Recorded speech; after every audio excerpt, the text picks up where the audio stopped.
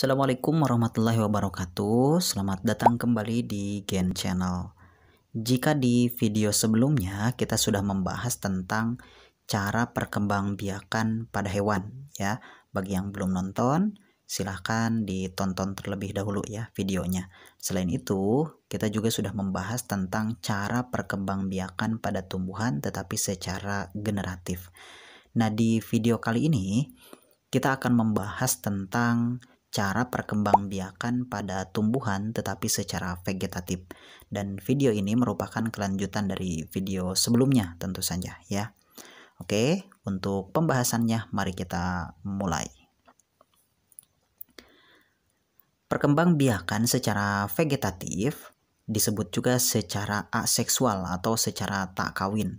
Karena pada perkembangbiakan tumbuhan secara vegetatif ini hanya melibatkan satu induk saja. Jadi tanpa diawali dengan proses peleburan gamet jantan yaitu serbuk sari ya, dan juga gamet betina yaitu ovum. Kemudian karena tidak didahului oleh proses peleburan antara gamet jantan dengan gamet betina, maka tentu saja tidak melibatkan alat reproduksi berupa bunga ya. Jadi di sini bisa menghasilkan individu baru tetapi menggunakan bagian-bagian dari tubuh tumbuhan tersebut. Nah, secara umum proses perkembangbiakan secara vegetatif ini dapat kita bedakan menjadi dua macam ya. Yang pertama ada yang alami, kemudian yang kedua ada yang buatan. Nah, kalau yang dimaksud dengan alami biasanya tanpa ada campur tangan dari manusia. Jadi terjadinya secara alami. Sedangkan kalau yang buatan, nah ini ada campur tangan dari manusia. Nah, ini juga kita akan bahas satu persatu ya. Yang pertama, kita akan bahas terlebih dahulu reproduksi vegetatif pada tumbuhan secara alami. Nah, ini dapat dibedakan lagi menjadi beberapa macam. Yang pertama, ada yang bisa menggunakan rizoma atau rimpang. Ada juga yang menyebut sebagai akar tinggal ya. Nah, sebetulnya rizoma ini bukanlah akar, melainkan batang yang terdapat di dalam tanah. Contoh tumbuhan yang dapat berkembang biak secara vegetatif dengan rizoma ada jahe, kemudian ada kunyit, atau bisa juga pada lengkuas. Yang kedua yaitu dengan tunas. Yang dimaksud dengan tunas yaitu bagian tubuh tumbuhan yang tumbuh dan jadi individu baru ya.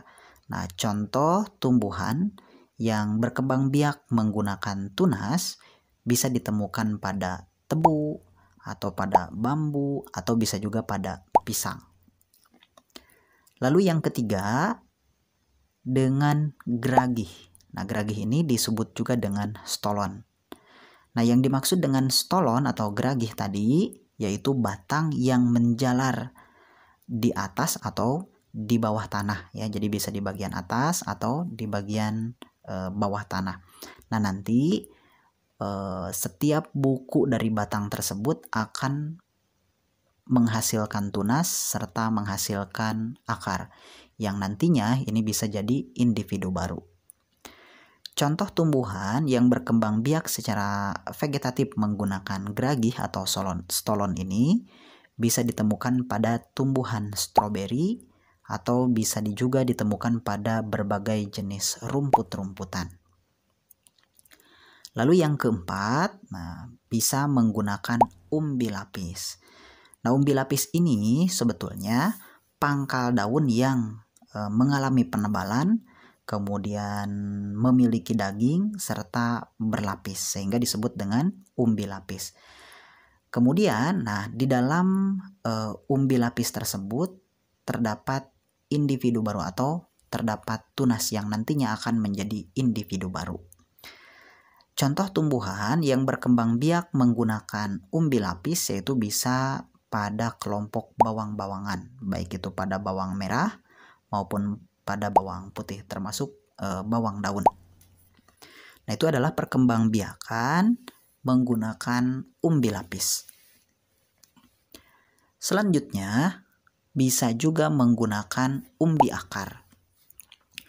Nah, umbi akar ini merupakan akar yang menyimpan cadangan makanan sehingga akarnya jadi mengembang ya, karena di dalamnya terdapat cadangan makanan. Nah, nantinya bisa menghasilkan individu baru. Nah, contoh tumbuhan yang berkembang biak menggunakan umbi akar ini bisa ditemukan pada wortel, kemudian pada lobak atau pada singkong, termasuk juga dahlia ya. Lalu yang keenam, nah, menggunakan umbi batang. Nah, kalau tadi umbi akar yang membesar ya. Nah, sekarang justru batangnya yang menyimpan cadangan makanan sehingga bentuknya jadi membesar ya. Nah, contoh tumbuhan yang berkembang biak menggunakan umbi batang yaitu kentang, kemudian bisa juga talas serta gadung ya.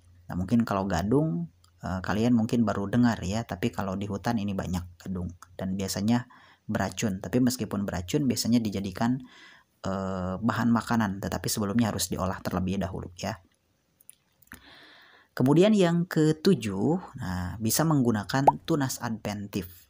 Nah, tunas adventif ini yaitu tunas yang tumbuh di ujung batang, ketiak atau ketiak daun, kemudian bisa juga di buku-buku, atau tunas yang tumbuh tetapi bukan di tempatnya. Nah, itu yang disebut dengan tunas adventif.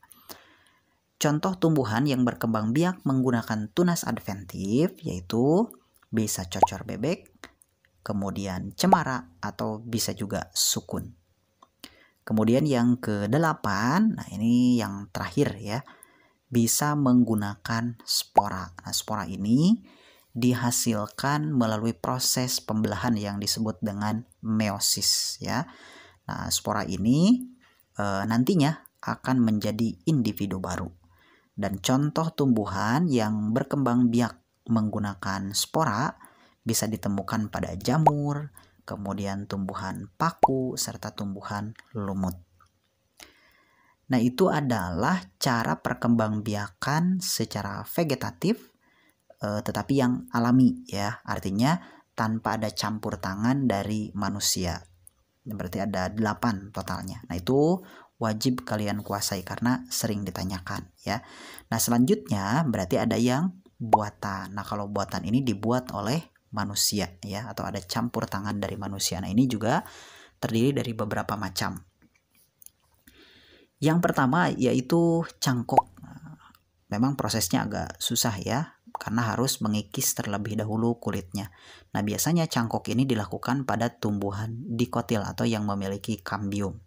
Contohnya seperti pohon mangga, kemudian pohon rambutan, atau pohon durian. Nah, ini bisa dicangkok. Lalu yang kedua, bisa menggunakan stek, yaitu menanam bagian tubuh tumbuhan yang nantinya akan menjadi individu baru. Bisa berasal dari daun atau tangkai daun, bisa juga ranting, batang, serta akar, bahkan pucuknya juga bisa jadi individu baru ya. Contohnya misalkan pada tumbuhan lidah mertua ya. Lalu yang ketiga, nah, bisa dengan cara merunduk. Nah, merunduk ini yaitu menyentuhkan ranting atau bagian dari batang tumbuhan ya ke dalam tanah. Nah, sehingga setelah menyentuh tanah nantinya akan menghasilkan akar dan bisa jadi individu baru. Nah, contoh tanaman yang bisa menghasilkan individu baru dengan cara menunduk yaitu tanaman alamanda, atau bisa juga pada selada air ya. Nah, itu adalah cara vegetatif buatan menggunakan merunduk. Lalu yang keempat berarti ya, ini bisa juga mengenten atau menyambung. Nah, biasanya ini ditemukan pada atau untuk menghasilkan individu baru ya. Misalkan kita memiliki bibit atau biji yang sudah berkecambah dan memiliki keunggulan tertentu ya. Nanti digabung dengan spesies yang sama tetapi varietasnya yang berbeda tetapi memiliki keunggulan yang lain. Nah, itu digabung sehingga menghasilkan individu baru. Ini contohnya bisa ditemukan pada rambutan atau bisa juga pada alpukat ya. Itu adalah mengenten atau menyambung dua spesies dengan varietas yang berbeda. Kemudian yang kelima bisa juga dengan cara okulasi atau menempel. Nah, ini bisa juga dilakukan pada tanaman singkong ya.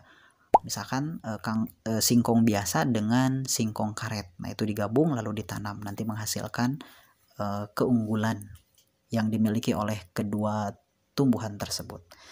Nah, itu adalah cara perkembangbiakan pada tumbuhan tetapi secara vegetatif. Jadi ada dua, ada yang alami, kemudian ada yang buatan. Mudah-mudahan video ini bermanfaat. Jangan lupa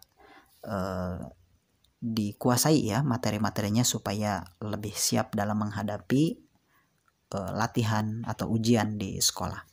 Terima kasih. Wassalamualaikum warahmatullahi wabarakatuh.